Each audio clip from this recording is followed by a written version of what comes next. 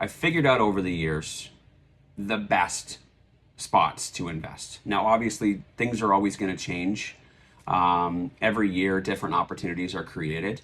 You know, there used to be opportunities in the 2000s that aren't there anymore, right? Yeah. You might be able to buy this type of property for this price with these types of rents in 2008, but then obviously later in 2009, those rents weren't there anymore and the prices were too high. And so Hmm. things are always going to continuously change. But throughout the 15 years or so, I've learned that there are certain spots that are always going to perform really well regardless. And these are the areas that are really, really good for investors that are looking for rental properties. So I want to start off with one of my early favorites and where we purchased our very first home, Hmm. and that was Southeast Edmonton, or more Also known commonly as known as Millwoods. Mill Woods. Yeah, absolutely. Mill Woods offers lots of really, really, it's diverse for different property types, but it is more of a mature area, right? Yeah, I mean it's one of the established. It's not like it's a newer neighborhood in Edmonton. It's very well established. So yes, I would consider it mature. Mature, yeah. It's mainly built between 1970, 1980. And then if you go a little bit further east towards the Tamarack, Tamarack's when it's like, it's all the The newer newer area. stuff. Yeah. But what's that area there that's on the east side? It's like Wild Rose. Hmm. Wild Rose is like 1990s there. That's when Yeah. but once you get to 17th Street, that's where it kind of stopped in 1990. But it's a whole quadrant, it's the whole southeast, you know, well, if you look at like the original Edmonton before I started like developing down below the Henday, that whole southeast quadrant is all mill woods, and it was all kind of built between 1970 and 1980. Hmm. And, you know, is it a beautiful, mature area? No, it's a lot of people own homes there. You know, they've been living there for a long time, and it's a big area for rentals. Yeah, it's a really highly desired area for rentals, but also lots of really established homeowners. Like Mm, it's kind of just I would consider it well-rounded. Do you know what I mean? Like there's certain areas where there's going to be really high demand for just like homeowners and you're not going to find many like rentals within it. There's going to be certain areas where it's like super rental heavy and you're not going to find many homeowners. Mill Woods is, I think, very well rounded. yeah, And it's got like lots of established like shopping centers. It's got lots of really great access to both of the major roads, like the White Mud and the Henday going around. And so it's just kind of like the perfect spot to live in the city, no matter what you're doing or where you need to go, type of thing. Does that make sense? yeah, absolutely. And then the price points as well for Mm-hmm. investors. It's at a lower price point, so you can get that type of feel or that type of vibe or. Checking all those same boxes that Gabby was talking about before, but it would be in an area that's $200,000 or $300,000 more for the purchase prices. So the relation between the purchase price, which creates the mortgage and the expenses, comparing that to the market rent for that area, you need to find an area that it complements it really well, where the rent is going to cover the expenses. So Millwoods offers that. Southeast Edmonton offers that. Not on everything, but in most cases. So that type of area, you're looking at single family houses, you're looking at townhouses, and also lots of houses with secondary suites, Yes. because between 2015 and 2019, it was a very, very hot area for investors buying up properties with second entrances, and adding secondary suites at Yeah. that time. That was because of the LRT being built, or being proposed at that time. So it was a very hot area. Yeah, but also it takes a certain type of property. I mean, there are some pretty specific guidelines on like, you know, what you needed to legalize a property. And the houses, the time frame in which the houses in Millwoods were built with perfect kind of setups where they had the separate entrance. They could easily be blocked off and turned into the two units. You don't have that um, in every decade of, you know, what types of properties were being built around the city. Absolutely. So Millwoods is full of them, Yeah. where you can sweep pretty much anything there. A very similar type of area in Edmonton, which is the next area I want to talk about, is West Edmonton. Now, West Edmonton's a little bit slightly older, more 1960s, 1970s. However, it offers all the same types of opportunities that Southeast Edmonton offers as well, which is a more mature area, which is older properties. You're going to have the exact same type of ownership. It's going to be a combination of long-time owners who live there for a long time, or homeowners, and then also lots of investors owning those properties. And when you have those types of properties as well, those bungalows with side entrances, you're going to see a lot more of, like we were talking about a minute ago, we're going to see a lot more of people seeing the opportunity to add secondary suites. Whereas if you're in a newer area in the 2000s or something like that, where it's two-story houses, you're not going to see that because those types of properties aren't there, like Abby was saying. So West Edmonton, which is, we're talking about the area near, basically above the White Mud, and below Stony Plain Road, and then between 170 Street and the Anthony Henday. Yeah, for sure. And I'd even say south of the White Mud as well. I think that Yeah. it really does expand down to kind of that corner where the Anthony Henday wraps around. Yes. I mean, down in that deep corner, you're going to see some pretty fancy, expensive houses. Cameron Heights, 1990s, nicer houses. Yeah, I would say, the Collingwood area, Lymburn, Ormsby, Yes. and then Definitely. above the White Mud is your Aldergrove, Summerlee, Terralosa, Belmead areas. And you can even go even further east into Jasper Park, West Jasper Place, Kenora, Meadowlark, Glenwood, Britannia, and Youngstown. You know what I'm talking about? That whole little, it's kind of an L, to be honest with you, because you got to go around Yeah, for sure. it's an L because you want to go around the nicer areas. Yeah. And I'd say one thing just to note about kind of the West End is that, how I just said that Millwoods was very well-rounded. I find this to be heavier on the rental side than on the homeowner side. And there's definitely the pockets, the neighborhoods full of homeowners and kind of like the more established kind of like bigger houses and stuff. But you find these massive pockets of rental areas where it's just like streets and streets and streets of townhouse complexes and apartment buildings and that sort of thing. So it's easier to kind of just like go to that area and be like, okay, here's all the, let's say, like townhouses that I could potentially purchase for an investment opportunity. Like they're all just like there. Yeah, it's Instead very of like easy. going and finding the little like, okay, here's a school and a field, here's all the townhouses, and then driving around to the next one, like where that's kind of what it's like in Millwoods. It's very segregated. Yes. Yeah. Whereas like West Edmonton, it's like, here's your rentals, come and pick one. So West Edmonton's really good for like what you said, those little townhouse pockets. You're going to have lots of opportunities for single family houses that were built in the 60s and 70s. Lots of opportunities for houses with secondary suites because, between that 2015 and 2019, that's where a lot of investors also went to, adding secondary suites in those areas. A little more expensive than the Millwoods area, but there was still opportunities to do it. So because all those investors were building them, that means that there's lots of properties that have them. So if you're looking for houses with secondary suites, that would be a place to look that's going to have them, recently built within the last 10 years. And then lastly, one of the big things that's been gotten popular over the last 2 years is infill projects. So you're going to see lots of some of those older 1950s, 60s houses and some of the more really mature wartime area houses or wartime house areas. More specifically, kind of like in that Britannia, Youngstown, and Kenora area. That's where it's a little bit older.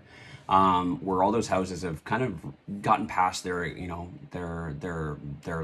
expected life, or the foundation's starting to crumble, and people have torn down those houses and started adding duplexes, really fancy skinny houses. It was really popular there for the last 5 years, and then most recently in the last year or two, people are using those wide lots and they're building in fourplexes and sixplexes and eightplexes. So lots of infill opportunities. Lots of infill opportunities in those areas. If you can find some of those more mature areas where the houses are They don't serve much purpose anymore.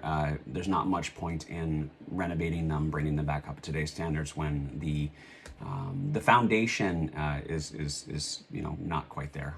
The quality of foundation. So, West Edmonton, lots of opportunities. I would say probably the most opportunities if you wanted to talk about different types of strategies that you can implement in different types of properties. Most diverse. Yes, absolutely. Now, I want to go a little bit north here, actually, into more of the central area. People would consider this northwest Edmonton. And this is the area above the Yellowhead and in between St. Albert Trail and Fort Road. So right above the Yellowhead, but underneath 137 Avenue. And then between Fort Road and St. Albert Trail. There's a pocket there, again, between 2015 and 2019. Lots of investors were looking for those 1960s, 1970s bungalows with separate entrances. So you're going to find a lot of secondary suites in that area. You're going to find lots of single family houses. I don't see anyone really doing anything more than that in that area, though. Yeah, 100%. I'd agree with that. And that's just based off of the property types that are available in that area. You're not seeing a whole lot of townhouse communities there. I don't think actually there are any at all. There might not be any. There might be one or two, but it's not going to be like the West End. Additionally, I haven't seen a whole lot of people, tearing houses down. Yeah. And building any infill projects in there. And I think that's just based off of the lot size. It's not an area for that. So that particular area, I see lots of single family house rentals, suited rentals, some fourplexes as well, some side by side duplexes where they've added basement suites in, but not an infill area, I would say. And it's a bit of a lower quality area as well. Yeah, I was just about to hit that and just say that, like, the tenant profile or the let's say the desirability of wanting to rent there isn't as high, and it's going to you're probably going to see slightly lower rents in that area and slightly lower desirability of tenants. So yeah, it's just, I mean, it can be all relative. It depends what you're looking for. If you're looking for a lower purchase price, you'll find it there. But you'll also, in turn, get slightly lower rent, slightly lower tenant profile. Yeah. So lots of investors on in that area. Yeah. For sure. I got one last area that I want to talk about, and this one's a bit of a bonus one before we wrap things up today. And that's for the fix and flippers that are interested in Edmonton. And though fix and flipping has been kind of ignored here for the last few years since interest rates went up and all the buyers kind of went away, Edmonton has always had a really great market for flipping. There's always been really good opportunities based on the price points and the established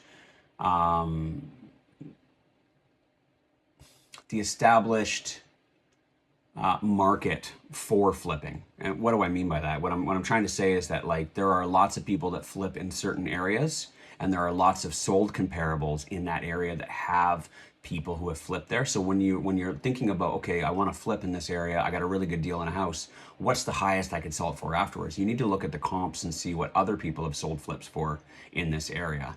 And there is a lot of established sold comps in that area for the last 5 years or so. So you have lots of reference for what the value of the property would be afterwards, and lots of justifications for selling a property for a higher amount than one would deem market value. It reduces risk. It definitely reduces your risk. So there's a few pockets in Edmonton that are like your flipping pockets, but I would say this area is the number one flipping pocket for Edmonton that most investors are buying in. And that is the flipping pocket below the river and above Sherwood Park Freeway. Okay, so this is... What's it between? It's a little bit harder. So it's a little bit further. So I would say your west barrier would be... let's say 83rd Street. That's an obscure street. Well, okay, for us that are locals, we're like, okay, is it 91? Is it I 75th? was Is it gonna say, 50th, 34th, 17th? We have these main arteries, right? yeah, But it's not quite 90. Okay, I'll say 91st Street then. yeah, that's what I would say. 91st. Yeah. 91st Street, and then east of that all the way to 50th Street ish. It's a little bit, it's a weird area because it kind of goes, it looks like a kidney bean.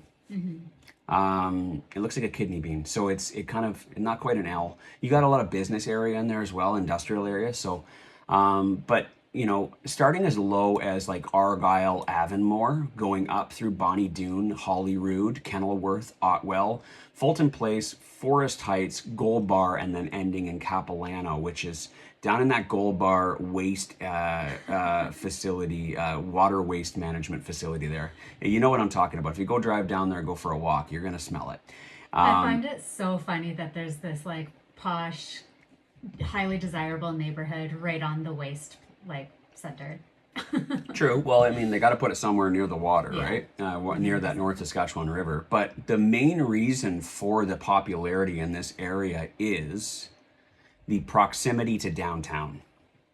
And that is taking Connors Road or taking 98 Avenue or taking Rowland Road. It gets you right across the river and into downtown. So for those that really like living close to downtown, the parks, the river valley, the nightlife, maybe they work downtown as well. It's very expensive to live down in that area, so they want something that's really nice and high end. You know, they're white collar people. They have high class and high expectations for what they want in a home, but they can't afford those areas near the downtown area. So why not go a little bit east and south where it's only a 5-minute commute?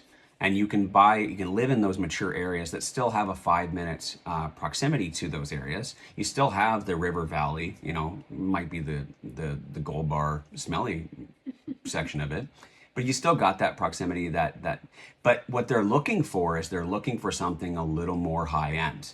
They don't want that original 1972 bungalow on a big lot that's got pink carpet in the bathroom.